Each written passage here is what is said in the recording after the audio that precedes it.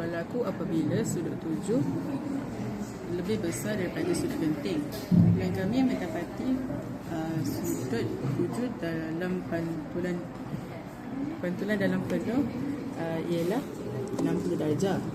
Manakala untuk sudut genting pula ialah 45 darjah.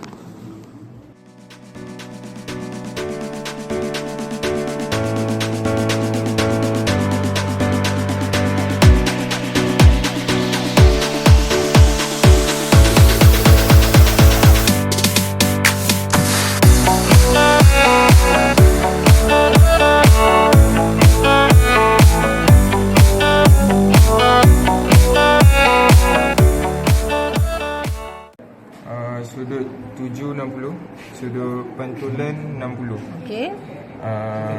Syarat pantulan dalam penuh? Pantulan dalam penuh ialah apabila sudut 7 lebih sudut genting.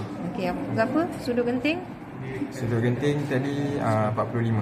Okey, sekarang sudut 7 berapa? Sekarang 60. 60. So 60 lebih besar daripada sudut genting tadi 45. Okey.